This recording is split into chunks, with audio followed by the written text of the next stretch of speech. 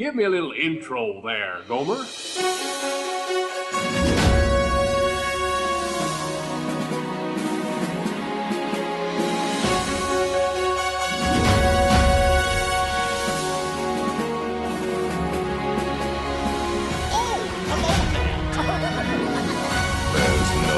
turning back now. Let's put on the show.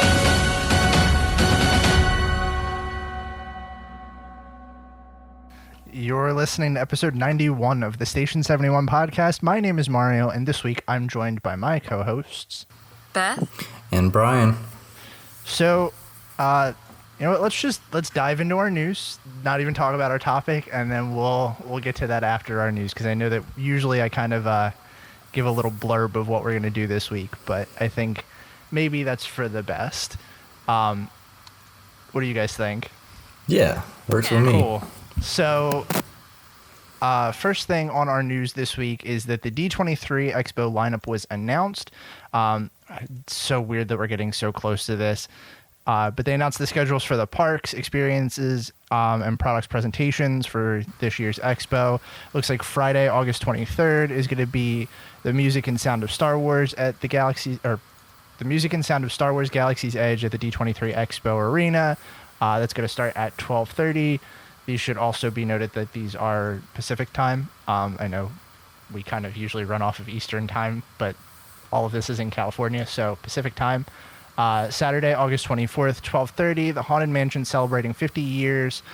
3:30 is Immersive Worlds, bringing stories to life in Disney's parks at stage 28. 6 p.m. is Travels with Marty, a conversation with the Scholars and Imagineering at Walt Disney's Archive stage. Sunday, August 25th is going to be 10:30 a.m. Behind the Art of Disney Costuming. 10:30 is going to be the main Disney Parks presentation. 2 p.m. Inspiring Women Behind Star Wars Galaxy's Edge at stage 28. 4 p.m. Magic Journey, the fantastical Walt Disney Imagineering career panel. 6 p.m. is Mark Davis in His Own Worlds, Imagineering the Disney theme park. Lots of park stuff. Lots of park stuff. I'm definitely looking forward to the Saturday one. I mean, obviously starting off with the Haunted Mansion, that's huge. That's gonna be really cool. But the one with Marty Sklar, I had kind of forgotten it was right after the last D23 that he passed away, right? So this would kind of be the first time for them to to do something like this for him. So that's really cool, and I'm definitely looking forward to that. I'm looking forward to that main Disney Parks presentation and all the 50th anniversary announcements that are inevitably going to be stuck in there. Oh yeah, man. I'm wondering how much time is going to be between these panels, because like some of it, like this, the one before the parks is like 10 a.m. to 10 or to 10:30 is the next one. So there's a half hour between that panel and the next one, and then this one's the difference in time is 10:30 to 2 p.m. Like, that's a big gap. Is there gonna be that much park stuff? I kind of doubt it, but we can hope, right? Yeah. I mean, we pretty much know that all the stuff for Epcot's coming, so that's big. But even last year, I felt like there was so much stuff that was thrown in there that it seemed like nobody had really any clue that was even coming. So the fact that we know that there's this much stuff coming for Epcot, we know there's going to be announcements for the 50th, and then maybe there are some more unknown stuff that they're going to throw out there. Maybe it will run the whole time. Yeah. I certainly hope true. so. I really hope so. And not just that, like, there's a lot of panels that address the park stuff. Like, I mean, the Haunted Mansion celebrating 50 years, I don't know if that's going to have any announcements in it, but immersive world building, bringing stories to life at the Disney parks, that's probably going to, have some stuff in there. I know that an article I was reading before said they're going to talk about, like, the Marvel lands, and I think that's probably the next big, like, land expansion they've already announced. So maybe we'll hear about that. And then the main Disney Parks panel, like you said, there's going to be a lot of stuff that's already been rumored to be thrown out there. Lots of stuff about Galaxy's Edge. And then even the 4 p.m. Magical Journey imagining the My Disney Career with Kevin Rafferty, like that's got some Disney Archive stuff in it. So there's a lot of like panels that are specifically tied to the parks. I think more so than we've seen in the last couple of years. Yeah. But speaking of new stuff, looks like we are getting a new fireworks show for the Halloween party, which we kind of knew was coming. A little late on this one. Yeah, a little bit late on this one, but it looks like they've actually announced it. Disney's Not So Spooky Spectacular is going to be replacing Hallowishes, and it looks like it's going to be narrated by Jack Skellington, which is a pretty good fit. I am interested to see what they do with this. Yeah. Yeah. When I first saw it, I was kind of on the fence about that because, I mean, I'm not a huge Nightmare Before Christmas fan, but I was trying to think, like, I don't know who else would be a really good host for this. You know, what other, like, Disney Halloween character is there to do this with? So I think I'm pretty okay with it, and I'm just kind of excited that there's finally going to be a new show that's not, you know, named after wishes, which doesn't make sense anymore. Yeah, I am really excited about this storyline that it looks like it's going to have, where Mickey, Minnie, Donald, and Goofy are in a haunted house, and they go from one room to another and encounter villains. Ooh. That sounds really intriguing to me. Yeah, so I'm assuming that this is going to be, I mean, it sounds kind of like a hybrid stage show and fireworks. Yeah, it So does. that'll be kind of interesting because that's kind of different from anything they've done before. Yeah. And it's going to have projection mapping too, so It's just like all three things. yeah. I wonder how they're going to work that out. I don't know. Because, you know, this year I was kind of planning on only doing the Christmas party because we had done the Halloween party last year. But this is all this new stuff coming. This is kind of making me want to do the Halloween party. Yeah, same. I'm also always interested to see how like these new offerings are going to change the rest of the park in the future. Like if this is really all of that stuff that we speculated it is, how is that going to change like the expectation for a fireworks show or a stage show in the future? That's a good point. You know, we've talked about it on here before that, you know, we're not maybe the biggest fans of the projection mapping. And I would be happier if I saw it moving more towards a stage show firework combination than being so heavily reliant on the projections. Yeah, I think I kind of agree with that. Yeah, and I'm just excited for this nighttime show at Not So Scary to get updated because it Happy Hallowishes, it needed it. Well, and the funny thing is like this just seems like such an obvious fit, but at the same time, like it sounds like Disney is going in the direction I really want them to do, and not in the like, oh, I'm going to be let down by this expectations versus reality kind of thing. Like Jack Skellington is so popular at Not So Scary and Very Merry for that matter, but like to have him host the show just makes a lot of sense, and then for them to incorporate Mickey, Minnie, Donald, and Goofy, that just makes a lot of sense too. And like it's just hitting all of these right notes for me that I think I'm very excited for this. And I don't know, maybe I'll try to convince that we can squeeze in a trip in during Halloween this year. So I've got my fingers crossed now for a follow-up story on a replacement for Text Me Merry Christmas. Oh my god, please. Side note, this isn't one that we put in here, but did you guys see that oh my gosh, I gotta go back and Tony's Most Merriest Town Square Halloween or Most Merriest Party returns for 2019. The premium add-on that we loved so much last year is back. I did see that. I mean, if people pay for it, Disney's gonna keep taking money, I guess. I know. Yeah, it's like if they sold all the tickets last year, then that's why they're doing it again.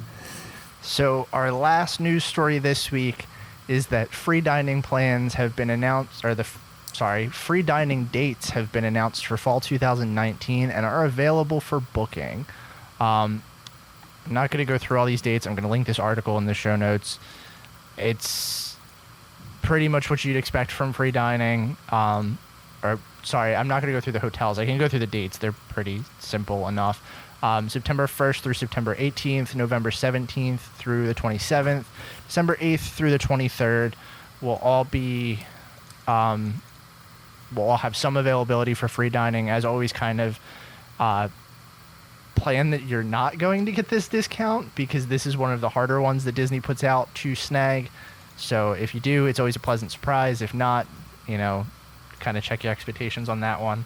I'm always excited when they announce free dining, because this was always like the big thing that pushed me to go. As someone that's used this fairly often, do you try to plan around when they're doing the free dining to get that offer? Is it worth it? I noticed one thing that it just says is that, if you purchase non-discounted tickets, so do you generally find that it's better to do full price tickets and then get the free dining as opposed to trying to find a discounted ticket somewhere? So here's the thing with free dining, and this is kind of an issue that I maybe haven't talked about on here. Like with all of the resort packages and everything, it's kind of, you pay rack rate for everything else and get a discount on one thing.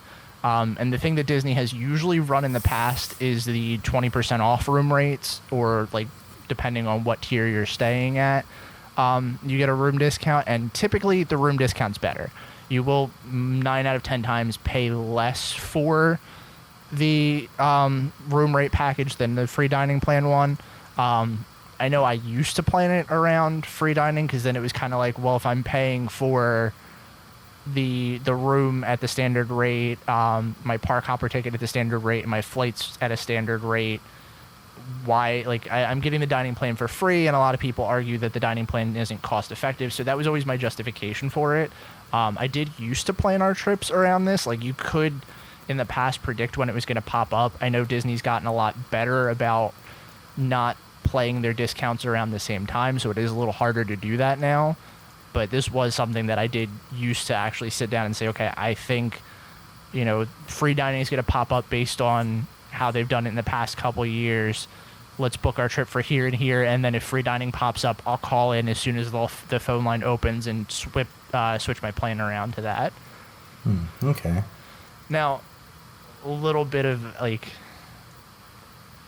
backstory on this funny little thing. Our first trip that Andy and I took together, I did all of that planning for free dining and everything, and we kind of got screwed over and ended up with an issue where the person I spoke to had to cancel my reservation, and then the room that we were in got booked up, and then the free dining package that I was talking to the lady about got taken with that. So we ended up getting an upgrade. Yeah, it was like the weirdest thing. I have some really bad luck. But apparently all of that happened, and the person that I was speaking to on the phone was like,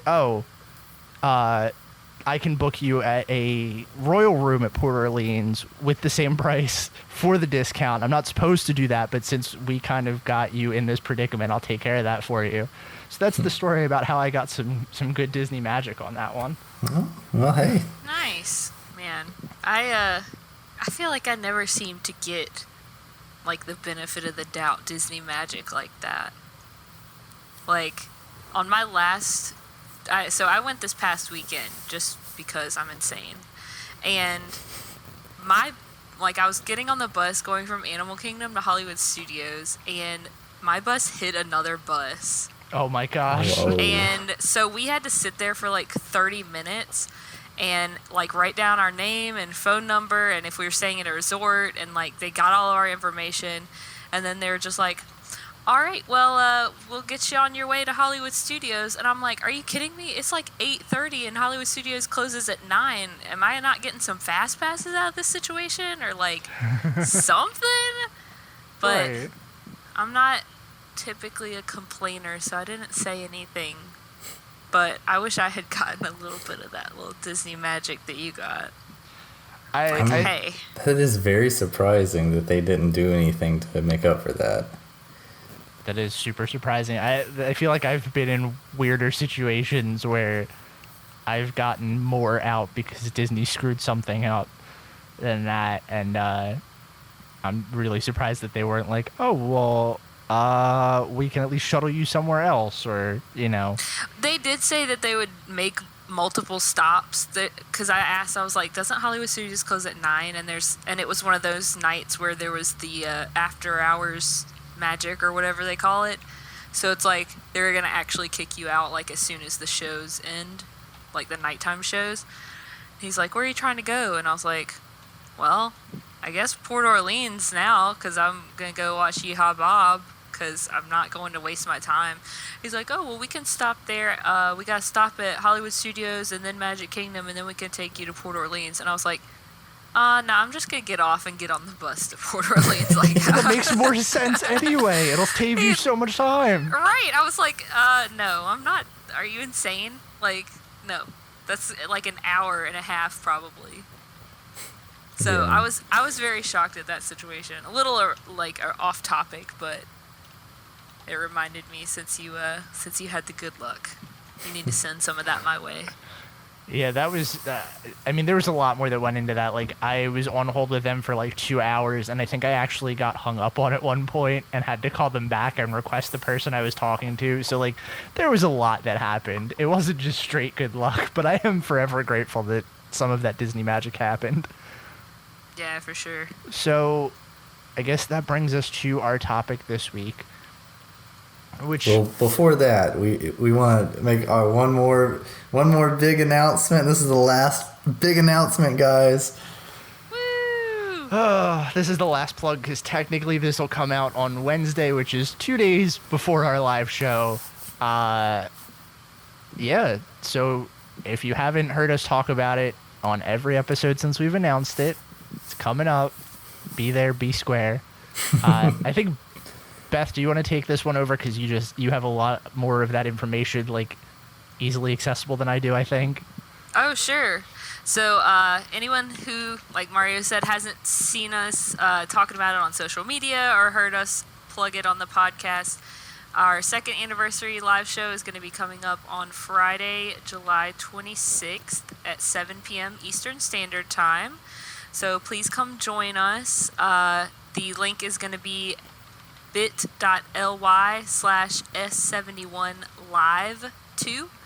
And that'll take you to our YouTube channel where we will be live streaming. We're going to have some trivia and some prizes. You can call into us, into the show, and we can talk to you live on the air. It's going to be a really good time. Go to our website or our Facebook for all of our information if you want to send in questions and stuff. That would be awesome, and we hope to talk to you guys soon. Yeah, I'm super excited for our live show. This is like, it's funny because like we sit here and we talk every week to each other. This is like the one time that we actually get to like kind of break that barrier and talk to the people that listen to us talk every week. Oh, yeah. So we get to converse with some new people, which is exciting because as much as I love talking to you guys every week, it's nice to add some fresh faces in.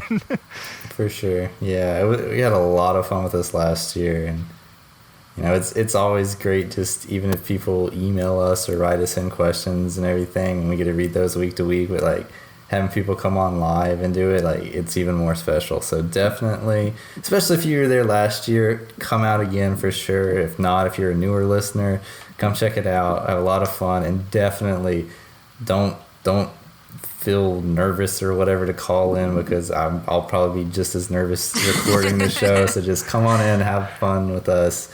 It'll be a blast. Yeah. Yeah. The other cool thing is like we get to sit here and we've got games planned out. I know we're kind of like brainstorming some like discussion things to fill in the time with. But last year I know we planned for some of that. We really didn't need it because people were, you know, sending us things in the chat. We were having people call in. So there's so many different ways that you can actually be a part of this show. And that's always really exciting to me. Even as someone that listens to a lot of podcasts, when people say like, oh, we're going to do a live show or we're live streaming this episode, like that's always exciting because I love listening to these people. Getting to talk to them is just so much cooler. Mm-hmm. And prizes. Did we say prizes? Prizes. I think I mentioned it, but yes. Okay. Even if you didn't. Get our prizes. Prizes. Yes. Oh.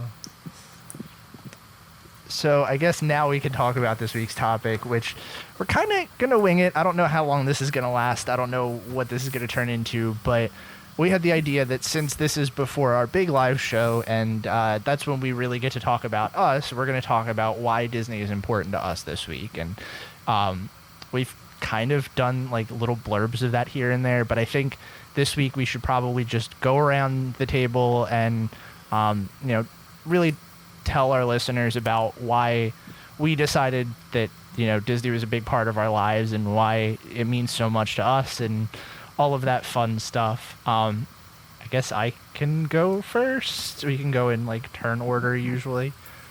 Yeah, let's get cheesy. Sure. This is going to be interesting. So I've talked a lot about, previous trips in the past. And one thing that I definitely don't bring to the table as much as I probably could in here is my, expertise with planning for large groups. The first time I ever went to Disney was with my mom's family, but like half of them. So it was, I want to say probably 8 of us, which is still a large party. And I was in like middle school. Funny enough, it was something I never actually thought would be this big of a thing in my life. But that was a trip that I remember because that was one that we took with my grandmom. We proceeded to take 3 more trips after that, and each time they got to be bigger and bigger. Our final trip altogether with my grandmom and my mom's whole family was a total of 17 people. I actually counted that out today when I looked up a picture from when we did the Spirit of Aloha dinner show. So, yeah, 17 people. That is a huge group.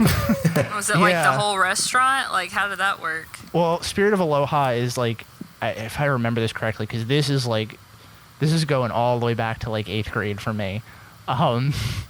It was like picnic bench, like long table seating. So we all had one table, but a lot of times at restaurants we would actually have to split up and like do an adults table and a kids table. So there were ways around that. The only one restaurant that was actually like super accommodating, which is really, really weird, and we made it a point to go back because it was such an accommodating place, was oh my gosh, I have to actually look this up because I don't remember the restaurant's name off the top of my head. It's the one. While you're looking that up, I have to know, did you sit at the kids' table or the adults' table? Oh, always the kids' table. Even in middle school? Man. So here's the thing. I'm actually the second oldest on my mom's side of the family. So it was one of those things where, like, even if I complained that I wanted to sit at the adults' table, that wasn't happening. They shut you out. Yep. Also, I'm trying to load up the Disney website, and I got a queue time on here. So, going back to the whole free dining thing, like, yeah, you're gonna be here for a while. Anyway, it was the Maya Grill. We actually we used to stay at Coronado Springs a lot. That was actually the first resort we stayed at, and I want to say we stayed there the second time we went as well. But we always stayed there. We ate at the Maya Grill because they would give us an actual like long table, and we would all be able to fit at this one table, which was really weird for like a Disney restaurant. You got 17 people in Maya Grill? Yes, sir. Did it used to be like 3 times the size as it is now? Because that seems pretty impressive. That's not a very big restaurant. The only thing that I can absolutely say about that I remember from that many people was that we would always have to have a reservation, which, like, of course, if you have a large group, having a reservation is, like, key to doing anything. But on top of that, we would get there before our reservation, and we'd still have to wait about 20 minutes because they would have to, like, put all of these tables together so we'd have one big, long table to actually sit at. I think there may be, I know I'm getting kind of ahead of myself, but there may be a picture of most of our party from the last time that we all went together at Maya Grill. I might be able to find that. But I'll do that while someone else is talking so I'm not cutting out and pausing stuff here. But yeah, as we started to kind of like grow up, we went back to Disney. I want to say with my mom's whole family a total of 3 times. It ended up being that we would go around Christmas, and this is where I'm going to start to like date myself. But we would go around Christmas every year, and a big part of our tradition was Disney's Hollywood Studios and the Osborne Family Lights. And I've mentioned a few times on here that Hollywood Studios was one of my favorite parks, which is why I'm so sad about how everything's going right now. But this was a big reason why, and I think that when we talk about Disney, we talk about like the past with like former trips and like what Disney really means to us. Nostalgia is a huge thing. And I've always said that I thought Hollywood Studios was a full-day park, even if most people consider it a half-day park. But that's mostly because my fonder memories are in this park. So having gone and seen the Osborne Lights with my family countless times, my first actual roller coaster was Rock and Roller Coaster. Like, I have all of these memories that tie to that park and make that special for me. But continuing off of that, because I don't want to hold this up with just me, now, gosh, it's been 5-6 years now. We lost my grandmother, and my whole family decided that we were going to do one last big Disney trip in her honor, using some of the money that she had left behind, because we knew that that was something that she wanted to do. Now, I remember planning that trip with my aunt. I remember helping her book reservations and stuff like that. And I really like to think that this trip was one that kind of kicked off my big love for Disney, because I got to do a lot of the behind-the-scenes stuff that I didn't get to really do as a kid. So we, planned this whole trip. We went. It was a lot of fun, even though it wasn't for the best circumstances. And that's something that I know I can always hold on to, because, again, going and having that whole thing with your family is something special. But outside of all of that, I also spent my 21st birthday in Disney. That was a big thing that my friends and I decided we wanted to do. We drank around the world. It was fun. We did the stereotypical 21 thing. When Andy and I first started dating, our first big vacation was to Disney. And of course, as our listeners know, we've been a couple times since then. That being an understatement. We also got engaged in Disney, and that's just become such a big part of our lives that, this is something that we don't foresee actually being a thing that we stop doing anytime in the future. So that's what Disney means to me, and that's why I do this every week. Awesome. Yeah, that's greght. Now I'm going to go dig for that picture of all of us at Maya Girl. Yeah, definitely. I think we should definitely post all of us pictures from previous trips, kind of our, I don't know, not necessarily our first trip that got us really into Disney, but just like one that we think is cool or something. But yeah, I guess I'll go next. So I've been a big Disney nerd pretty much my entire life. I have pictures and pictures and pictures of me as a child just wearing like some awesome 90s Lion King outfits and a Pocahontas backpack and whatever. So for Christmas, when I was 6 years old, my parents decided that they were going to take me and my brother to Disney World, and this was my first trip. And I don't remember a ton, which is why I'm a huge advocate for wait until your kid is like 8-ish, not 6-ish or earlier. Like, I get the idea of, you getting to see how happy they are at the time, but I really wish I remembered more. But what I do remember is just, I don't know, pure bliss, just being so excited to be there. And I do believe it was during the 25th anniversary, but since it was during Christmas time, I got to miss the Pepto-Bismol castle. So I think that probably helped make it a little bit more magical. And I went again when I was about 8 years old, right after Animal Kingdom opened. I remember riding Countdown to Extinction, which is now called Dinosaur, as many of you have probably ridden it. And that was kind of it. Like, I only went twice as a kid. I loved it. But I don't know, never really went back. It wasn't in my family's plans, I guess, until I guess I was probably 19 or 20. I met my best friend, and he was really into Disney, and he went like every year religiously and had friends that lived down there. And so I went on my first, I guess, real Disney trip, the one that like got me hooked. I think it was 2010, and I just remember being like a child. I was truly 20-year-old child running around the parks. I was like, I want to take a picture with all the characters. I want to do this. I want to do that. And I have been every year at least once since 2010. That trip is definitely the one that got me kind of addicted to Disney vacations. And the reason that I love Disney so much, forgive the cheesiness is, and the probably cliche, but it's like the one place in the entire world that I don't think about the outside world. And I don't think about work. I don't think about any of the stress. I just, when I am driving up and I see that big Walt Disney World sign, just get this feeling of like relief just rushes over me. And while I'm there, there's nothing else that exists. And you don't have to think about politics and all the bad stuff going on in the world. And it's just such a nice escape from reality. So, and it makes me happy. It makes a lot of people happy. And yeah, that's really why I love it. That's great. Yeah. So my turn.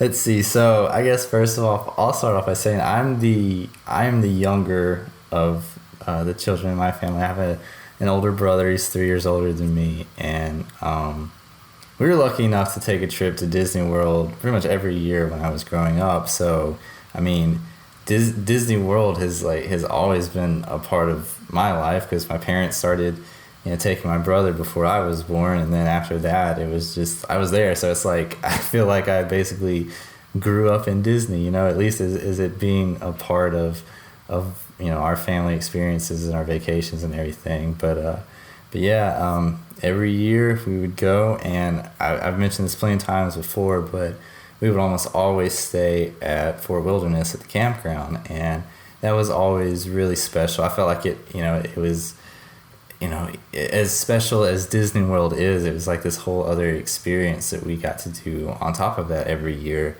So we would load up. I remember sometimes we would just, like, when I was really young, my parents would just, like, wake me up in the morning and just, like, scoop me up, put me in the car, and, like, still asleep, and we would just hit the road early. And I remember we'd, like, wake up and we'd already be in Florida, and I knew it was close to happening. I knew we were close to being there and we were going to make it. But yeah, it was, I have so many fond memories of being at Fort Wilderness, and, not only getting to go and do, the iconic Disney stuff with your favorite characters in the parks, but like every day getting to come home and, have that really like family bonding time at the campground and get to do that kind of stuff. So it was really like, for me, it was almost like getting to go on 2 vacations at once every year when we did it.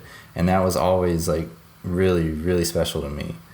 But yeah, we went pretty much every year since I was born up until I was a teenager.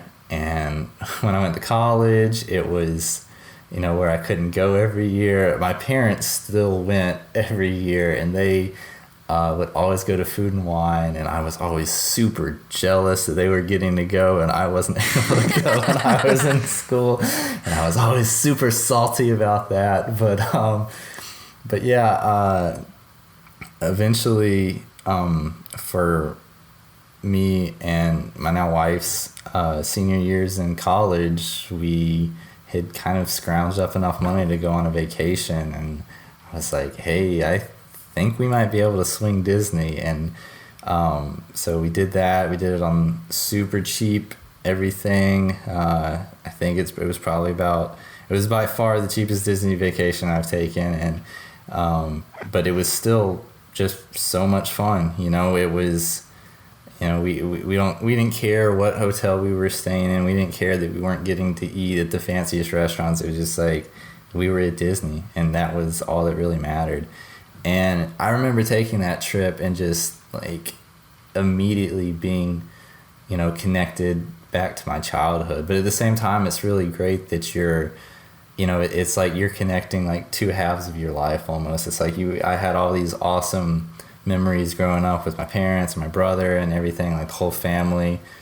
And now it's like I get that same connection to like my future with my wife at the same place. So that was really special to me. And same as Mario, we got engaged at Disney and everything. So that's, you know, even further connecting it to the rest of our lives. And you know, and it's just, it's really great. I've taken so many trips now, and it's like I've got to see it in so many different ways. You know, we took the single family trips. We did a big extended family trip with like all of my dad's side of the family, which he had 4 brothers and sisters and I had tons of cousins, everything. We did that one year, and that was a blast doing it that way. You know, I've taken trips with just me and a couple close friends, and I've done obviously numerous times with me and my wife, and it's like it's awesome because every different group of people you go with, it's like it's the same Disney magic, but you get to experience it in slightly different ways depending on who you go with. So that's always been a really cool aspect of it to me, is that it's this awesome vacation destination, but really, you know, you can make it what you want it with who you go with. So yeah, like I said, I would love to sit down and take a tally just of how many times I've gone, and now that I'm, you know, fairly local, how many times I get to go now and everything. But it's like almost every time it's like it's a cool, new, unique experience, and I have so much nostalgia, so many memories tied to it growing up and now and everything, and just, yeah, it's just a great place to go, and it's very, very special to my life. I just want to I want to tie back to what you just said with the like going with different people and how it's the same Disney magic, but you get to have a different experience, because that's like the most true thing that I think I've ever heard about taking different people to Disney. Like every time I've gone, you know, I know what trips with my family are like. I know what trips with Andy are like. I know what trips with my friends are like, and none of those are the same thing. And it's crazy how it's the same place but different experiences every time. And I'm sure we all get this, like, you know, when you talk to someone that doesn't quite get it and they're like, well, why are you going back to Disney again?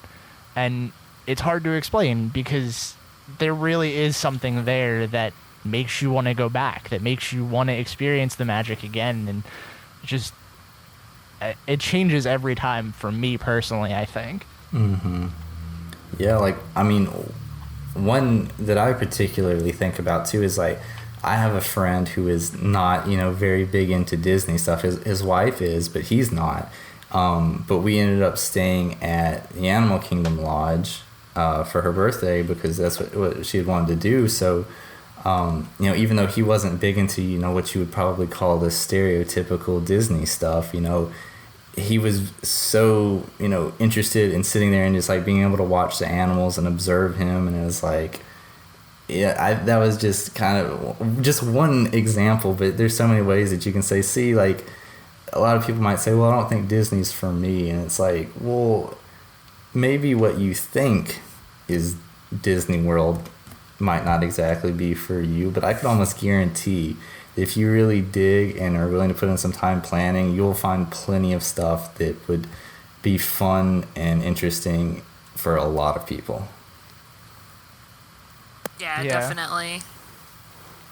It's so funny because like I had this conversation with a friend a while back, and you know, having gone with like my family and stuff, my cousin was there and we were talking about it too, and we were all saying like she didn't quite understand why we go back as much as we do. She's like, you know, you guys are saving to buy a house, but you'll go to Disney or you'll do this and that, but like Disney is a constant for you. Why? Like, what makes it so special? And I tried to explain it, and I'm like, it's not about the rides. It's not about, like, I had this awesome dinner at this place. Like, I go for different things than that. Like, I could do a whole day at the parks and not ride a single ride, and that's still a good day at Disney for me. It's being in that atmosphere, being in the bubble, and honestly feeling like I don't have to worry about anything. Like you said, Beth, it's that one place that kind of, you're in the Disney bubble. You don't have to worry about the outside world because it just, for a couple days, doesn't exist. And, like, trying to explain that to someone that doesn't get it, it's really funny. But I remember that conversation because she was like, maybe eventually I'll go and I'll get it. But, like, for now, I don't understand. And my cousin looked at me and he's like, no, I get it. Like, he doesn't go as often as I do. Like, I think the last time he went was probably 2014 when we all went. And, like, just having him say, like, I haven't been there in that long, but I get it. Like, it's a thing that, like, to know it, you've had to have been there before. Yeah, for sure. I Now, like the part where you're talking about you're saving up for a house or this and that and whatever. Why do you keep going to Disney? And I'm just like, if you ask that question, you don't get it. Really You don't understand. Get it. Yeah, the Disney bucket of money, that's just a completely different bucket of money. That doesn't get touched with other stuff. Right? Yeah, that's the truth. Like, oh man. Now I gotta ask you guys. We've gone through our, like, Disney careers. Do you guys have, like, one memory that sticks out in your mind that, like, someone says, why do you go to Disney, or what does Disney mean to you, and, like, something pops up? Oh man, I don't know. a few. Just the way you said that was Literally, like, it's so funny. This is just so stereotypical, like, me being the Station 71 drunk, I guess. But, like, literally, as soon as you said that, the one that popped into my head was this time that I was at Hollywood Studios with my boyfriend and a couple of other friends, and we were going to go see the Beauty and the Beast stage show, and we'd had quite a bit to drink and continued to drink until, like, the show was starting. We're sitting in the seats drinking, and I just feel like me and my boyfriend were being the most obnoxious people ever, just, like, laughing at how bad the costumes were and how bad the, like, transition scene with the blanket is. And then I still cried at the end. And I was like, that's what it's about. That's the Disney right there. I still cried. But, yeah, so it's a really random and weird memory. It's, by far not my favorite day at Disney or my, I don't know, most exciting or whatever day. But that's, for some reason, the one that stuck out to me. Oh, man. I know, I have so many thinking back to when I was younger, but I guess one that happened recently that I don't know why it just happened to jump into my mind, too. My friend's going to kill me. This is the same one that I was talking about a minute ago, that's not the biggest fan of Disney. I don't think he listens to this, so I hope not. But we got him and his wife to meet us for the Halloween party. I think it was 2 years ago. And me and my wife dressed up as Prince Eric and Ariel. And I was trying to pick out a costume, and we were obviously trying to do a couple's costume, and I was trying to do something that I was, like, not gonna be that tied down with. Like, I know that's not very festive and in the spirit of Halloween, but I was trying to find, like, an out so that I could wear, like, semi-normal clothes and still walk around the park, because I hate having to get, like, dressed up in a Halloween costume. But anyways, we decided on that, and it was really easy. I bought, like, a pair of these, like, boots that look like Prince Eric boots, and I already had blue pants and a white shirt, and I just bought a thing of red material to tie the little waistband thing on, and it was like, boom, I was good to go. And I was super excited because I didn't really have to dress up. Well, so my friend that's not really into Disney, we talked him and his wife to come into the party with us and everything, and he did not want to dress up. And I kept telling him, like, dude, you gotta dress up. Like, everybody comes to the party and dress up, which isn't exactly true, but I'm like, it's more fun if you dress up. So I was gonna convince him to dress up. So anyways, he was, the whole time leading up to it, we ended up going into the park kind of early, and they were gonna meet us there. So I was texting him back and forth, and he must have asked me 15 times between that morning when we got up to go and when they met us there, like, are you really wearing a costume? And I was like, yes, I have a costume on. He's like, no, but it's like, are you wearing a costume? And I'm like, yes, I'm wearing a costume. Why do you keep asking me this? Anyways, he showed up, and it was the absolute best reveal ever. His wife was dressed as Bo Peep, and it was awesome. Cool costume. She bought it online. He came as Buzz Lightyear, and he had on, like, the full-on, like, Buzz Lightyear spandex suit with these, like, inflatable pop-out wings that he wore. And it was just, like, it was the funniest thing seeing him show up in that. And he got so mad at me because the first thing he said is, you're not wearing a costume, you just got regular clothes on.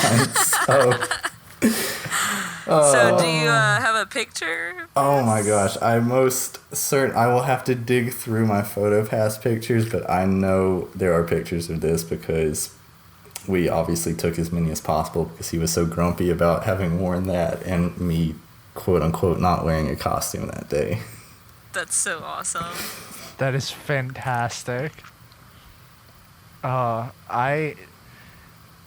have a couple memories that, like, I'm sitting here, I'm listening to you guys talk about. None of them are, like, specifically funny or, like, I don't know. But to me, they kind of, like, it defines that Disney magic to me. And one of them being our trip in 2014.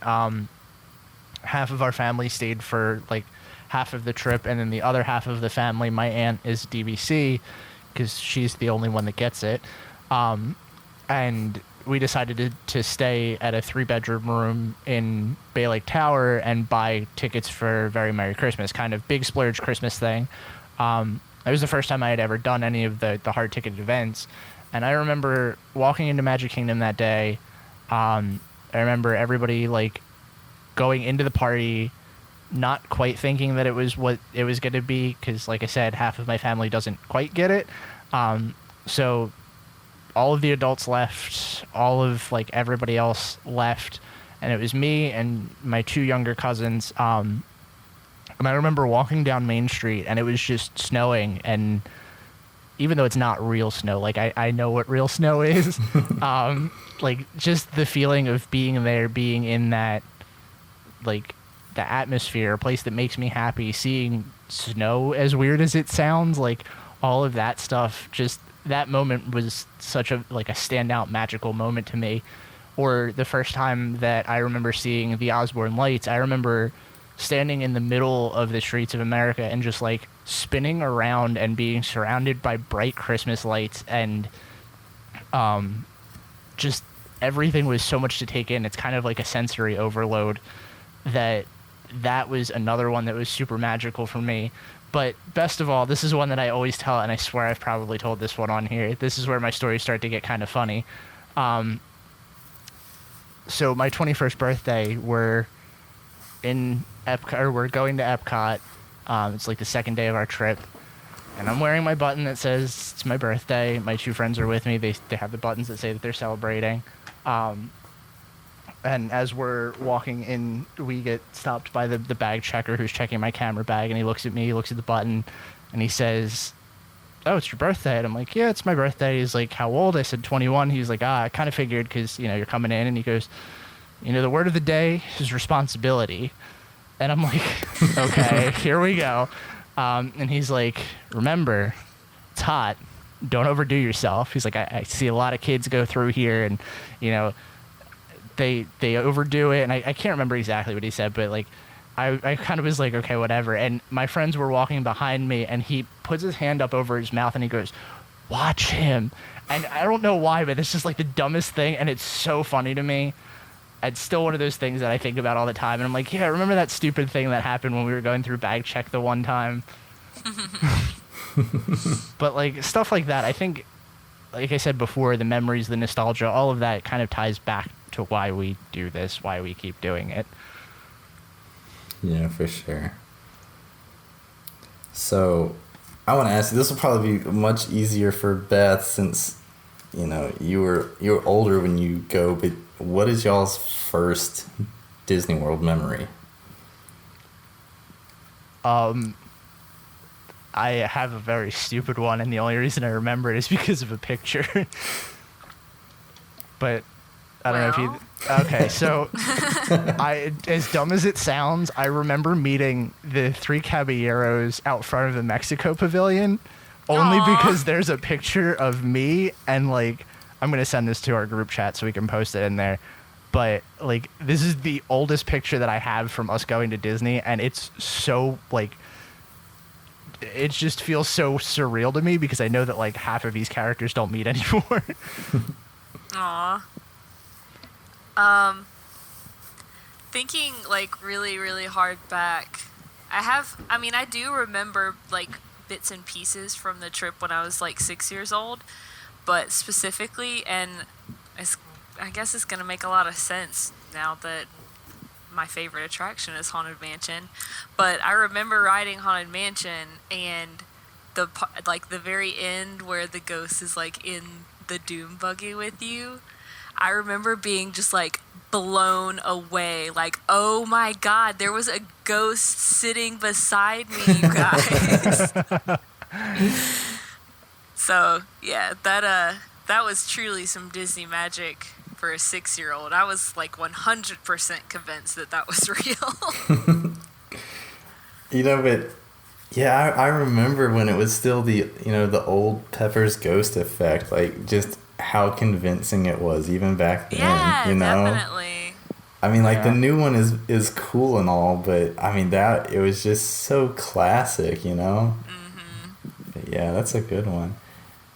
It's funny, my probably, going so young and for so long consistently, like, it's hard to put the timeline in, like, which of these memories I have was actually the earliest one, but I know one that's definitely tied back to a picture, like you had said, Mara, that helps me remember was like riding Mr. Toad's Wild Ride with my brother, because we have a picture of that, and, like, my parents always tell me, like, that it was my favorite ride as a kid growing up, and I look back and I'm like, really? But that one? Yeah, I know, but I definitely remember loving it as a kid, and it's kind of one of those, it's like, it's hard to really explain why, you just do sometimes as a kid, but yeah. Mm-hmm.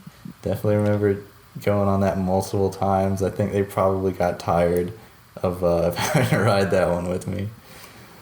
No, I guess they weren't very bummed when it closed. I'm sure they weren't. Yeah, that makes me think of, like, I got a couple more questions for you guys now that Brian said that. Is there one attraction that you guys either remember when it opened or remember riding that's now gone, like, that would kind of, I guess, date your Disney fanness? Like, for me, for example, I remember when Snow White was there in Magic Kingdom, like, first couple trips we went on, I was terrified of that attraction without having even gone anywhere near going inside of it. That was always one that, like, funny enough, like I said, my first roller coaster was Rock and Roller Coaster, and that ride is definitely more intense than an attraction like that, and I pretty much would do anything else in the park but refuse to ride Snow White, and everyone made fun of me for that. Aww. Well, I remember another, like, brief glimpse in my mind of extraterrestrial alien encounter. Ooh. And being 6 years old and that not going over super well. That was a very traumatic trip. We went to both Disney World and Universal Studios, and I also was traumatized by the Jaws and King Kong rides at Universal. I was like, what are my parents trying to do to this poor 6-year-old Beth on this trip? But they did, I did remember another early memory that's kind of funny. So we were standing in line for Tower of Terror, and it felt like the longest line of all time, as any line probably feels to a 6-year-old. And we get up to the front of the line, and I suddenly am like chickening out and deciding like, hey, I don't want to do this, and like getting upset. And my mom, like, I remember her like leaning down and looking at me, and she's like, if we get out of this line, we are not riding this. And I was like, okay. And so I begrudgingly like got on because I didn't want to like have FOMO, you know. And then when we got off, I was like, oh my god, I want to ride that again. That was so much fun. Oh man, that's good. One that I distinctly remember was I guess this isn't exactly related to your question, Mario, but when Rock and Roller Coaster first opened, and I was a very short kid. Like I hit a growth spurt later in life, but like I was extremely short as a kid growing up, and I remember, you know, like having an older brother too. It just made it even more frustrating that like when rides like that came out and we went to theme parks, like he could ride them and I couldn't. And I think I told this line here before, but for those that didn't hear the story the first time around, I was like really, really unhappy that I couldn't go. I'm pretty sure it was Rock and Roller Coaster that I couldn't go on one time because I was too short. I mean, I was like barely too short, like an inch at most too short to go on this thing. And I was like so mad because I was like, I thought this was gonna be the year I was gonna get to do it, and it wasn't again. But my dad went out and bought a pair of flip-flops and like cut the thongs off and glued them to the bottom of a pair of shoes I had on that we brought into the park, and I put those on so that I was tall enough to get on it. So that is hilarious. I feel like I vaguely remember you telling this story, but it's still good to hear. Yeah, I don't condone that, but you know, you gotta do what you gotta do. Yep. Yeah. Got to. I have weird memories of like when Expedition Everest opened. I remember that being on the resort TV like 24/7. I also remember Soarin' opening, but like I don't remember anything like early on.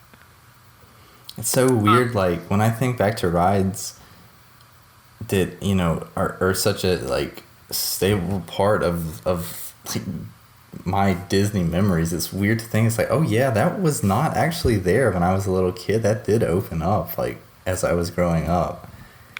And like even thinking about Animal Kingdom is a big one for me, is that like the majority of my childhood, Animal Kingdom wasn't open. And I do remember getting super excited because, I mean, I'm sure y'all remember the Animal Kingdom advertisement that was in like every single Disney VHS tape leading up to it opening. Oh man, that was advertising at its finest right there, because I distinctly remember it as a kid, you know, and that getting me so amped up about going. Yeah. So awesome. I miss like things like that where I feel like Disney doesn't market itself the same way it used to because they don't need to anymore. That is definitely the truth. So I have a question for you guys. Brian, I guess you're probably going to have to estimate, but do you know how many Disney trips you have taken to date? Oh man, you know, I would love to, you know, people always joke around about that, like how awesome would it be to like have like a thing that kept up with your life stats, you know, and you get to see all those things. But man, I don't know. I mean, I would have to say like for actual trips, oh man, I mean, it was like an annual trip.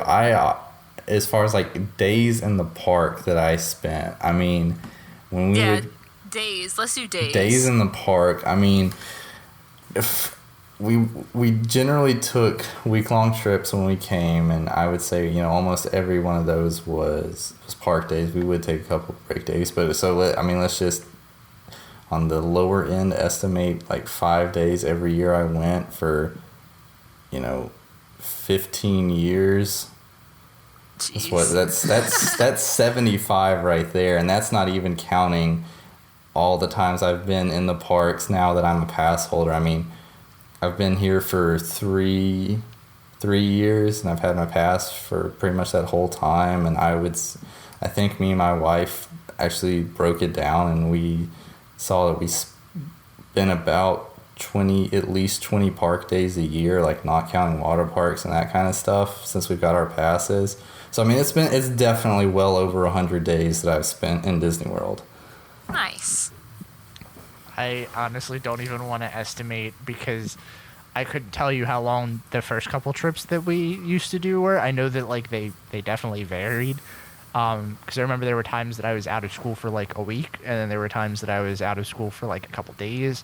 But just the ones that I remember recently, I know I took a 2-week trip with my aunt one year back in like 2012. My birthday trip was 4 days. The last time that we went was 7 days. Andy and I did a 3-day trip somewhere in there.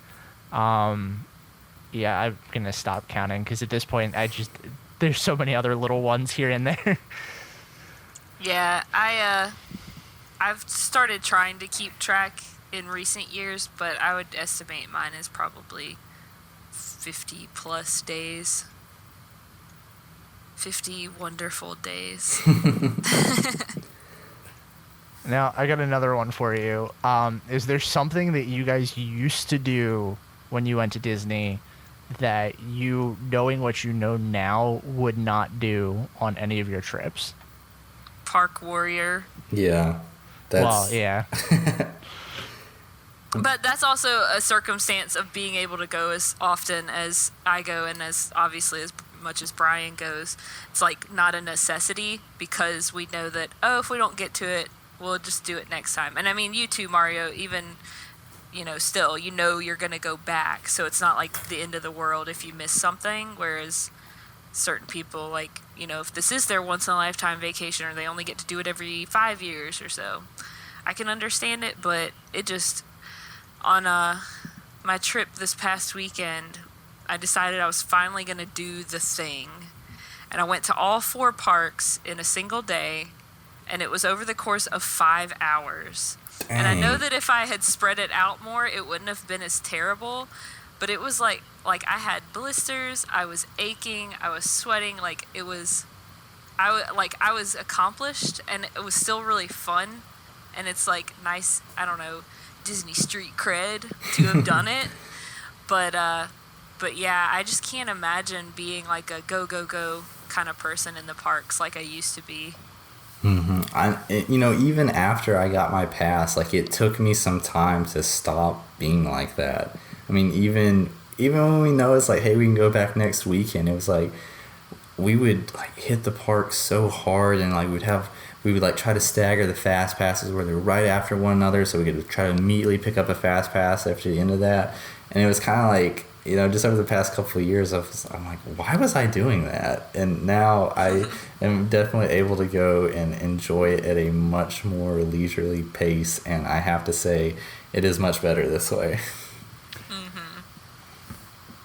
It's funny. I also think that that's probably a sign of us just getting older, too. Like, That's I know I need what it breaks. is. No, I refuse. It's because I've become more relaxed, not that I'm older. That's my story, and I'm sticking to it. So, my thing that I know that I wouldn't do now, and this is going to be something that's really dumb, my family used to eat at Rainforest Cafe every trip. Oh my God, what? Yep. And the one at Animal Kingdom, I guess? Both, because Or the Disney at Springs one was Springs. there, too. Yeah, back when it was downtown Disney. And I know one trip we subbed it for T-Rex, but that's not any better.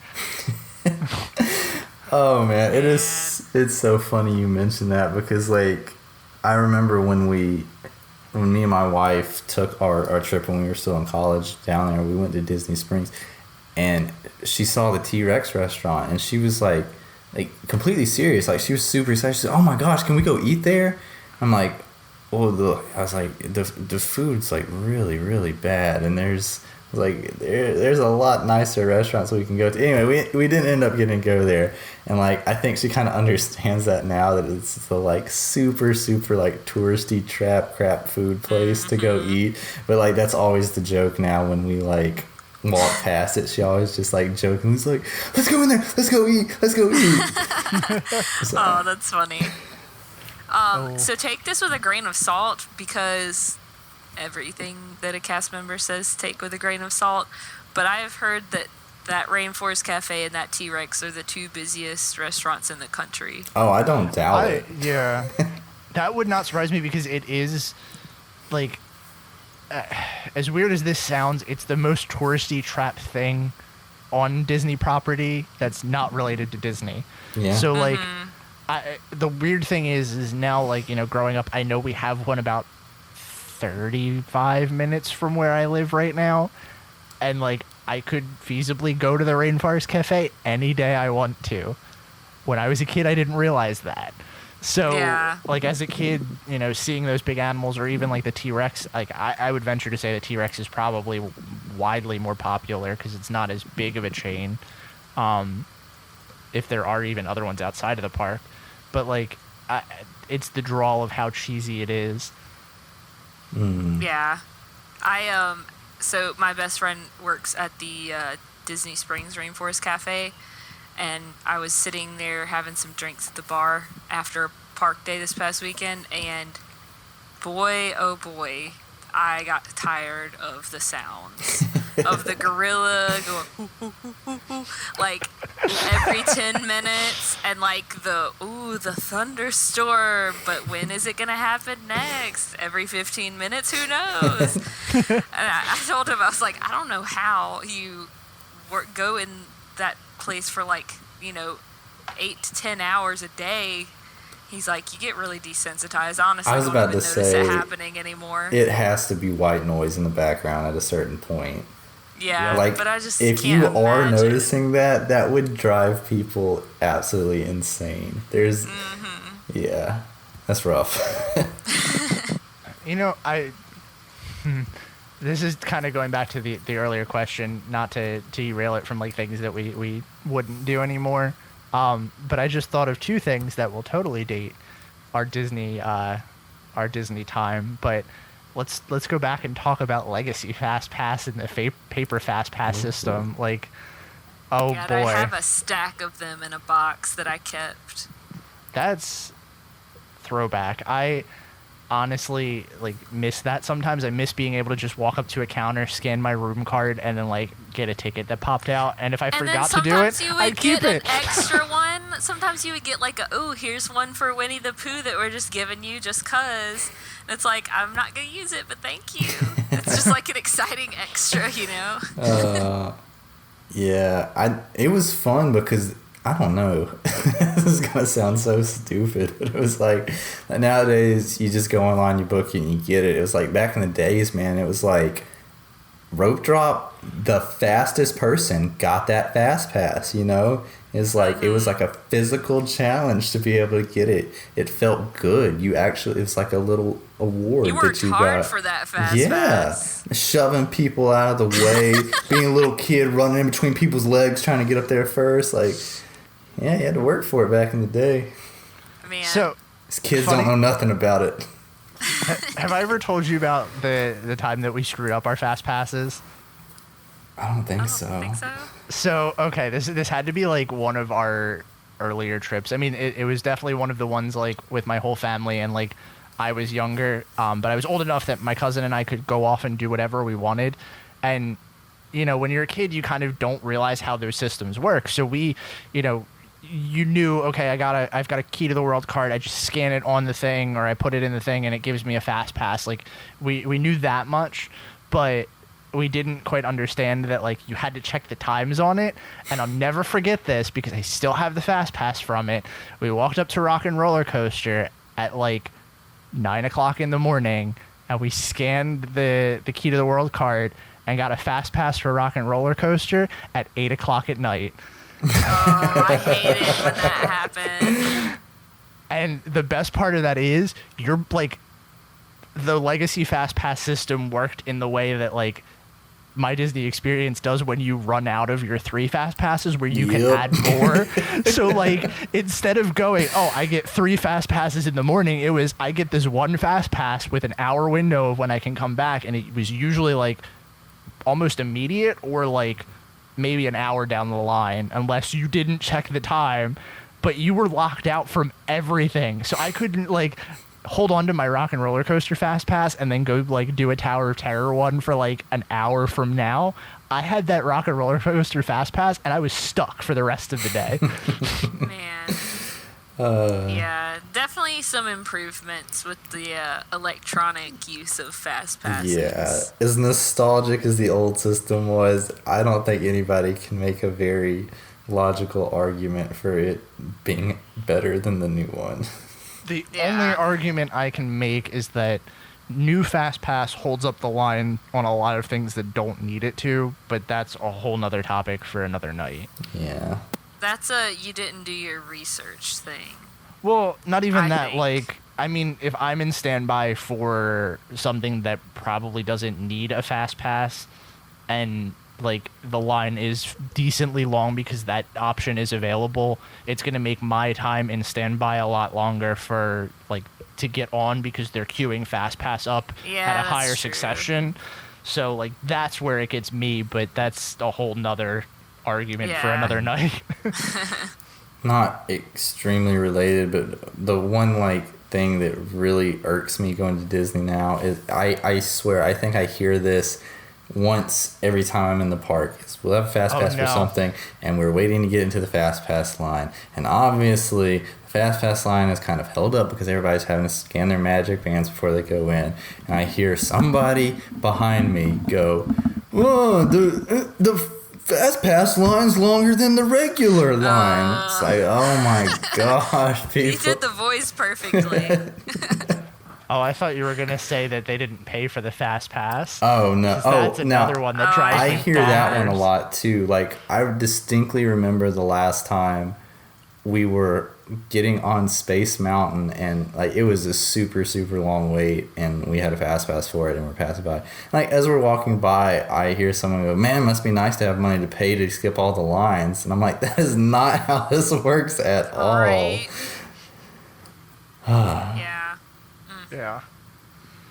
Oh, another thing. This is just a me thing that I just thought of too. That's gonna date me a little bit.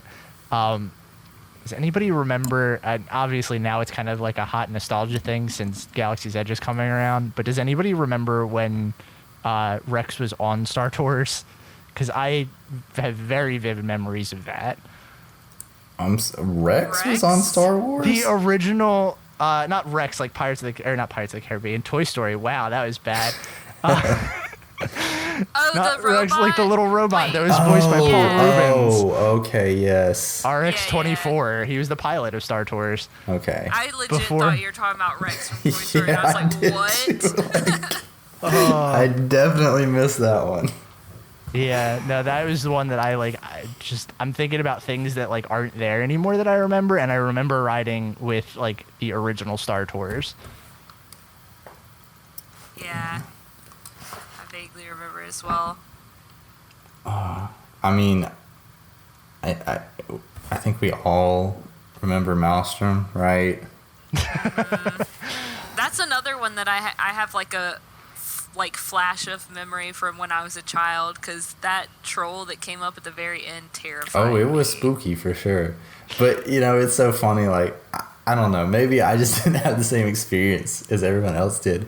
Like, I definitely remember going on it as a kid. But even then, it was kind of like almost just like tongue-in-cheek. Let's go on Maelstrom, because it was like the kind of just cheesy troll ride, you know.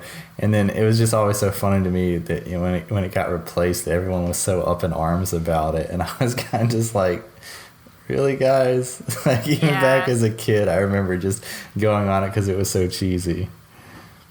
Yeah, it was never one of my favorites by any means. I don't really think people just got upset that when it closed, because they're like, no, this is my Disney World and I wanted to stay the way that I remember it.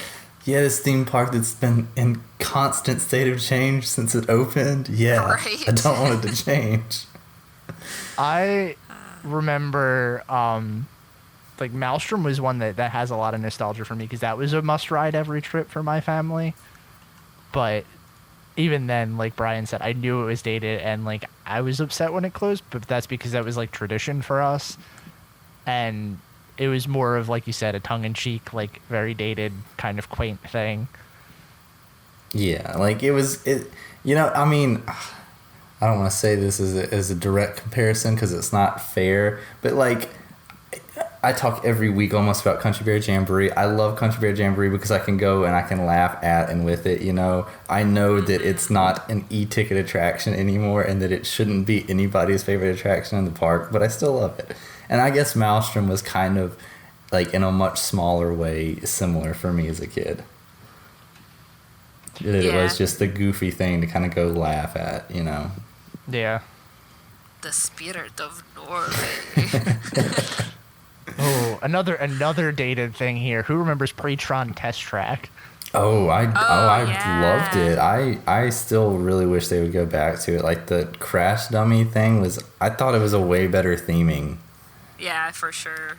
Speaking of Crash Dummy, I'm going to send this horrible nightmare fuel tweet that the Mickey Wiki tweeted out earlier of the Crash Dummy walk-around character that apparently met that I did not know about to you guys. Excuse me? Oh, it's pure nightmare fuel. Oh, boy. Let's open this up and look. Oh, my God. Oh, no. The dead, empty, cold eyes. Not even eye sockets. Who came up with this? This makes me so uncomfortable. Who signed off on this? And apparently their names were Lumpy and Fletch. Great. So, on that note, we're like an hour and 16 minutes into this episode. I think this is probably a good place to wrap it up, unless you guys have something else you want to talk about. We're going to leave it on that? Oh, man. High note. I mean, unless there's something specific that you guys really want to talk about, because we can go a little bit over. We have skipped a couple episodes this month, so we have the data to do that. Oh, man. It's funny that we originally thought, I don't know if this is going to take up a whole episode, but turns out we like being nostalgic. Yeah, look at that. Well, that's the funny thing. Like, when I think about Disney, a lot of the things I think about are, like, things that are either classic to me, things that aren't around much, like, in the last couple years, or, stuff that I have fond memories of. And it's really bizarre that, like, that's the stuff that sticks out. But I guess it really does tie it to the memories of Walt Disney World. That's what makes it special for me. Here. Then that's going to do it for us this week. Thanks for joining us again on another episode of the Station 71 podcast. If you like what you heard, be sure to subscribe to us on iTunes or wherever you get your podcasts from.